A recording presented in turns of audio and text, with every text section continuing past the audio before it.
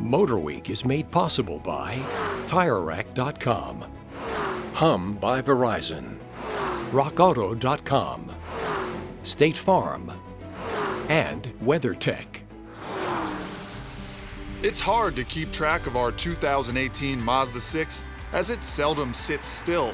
Almost 15,000 miles have quickly zoomed by in this sporty mid-size sedan.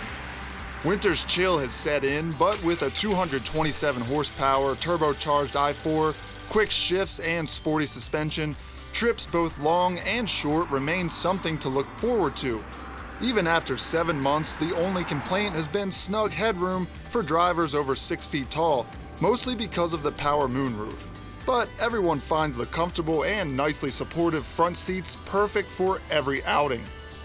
Even though colder temps impact fuel economy, we're still averaging a fine 27.5 miles per gallon, slightly better than the government's combined rating. With front-wheel drive, winter traction is also better than expected, so we see many more cool miles ahead for this Mazda 6.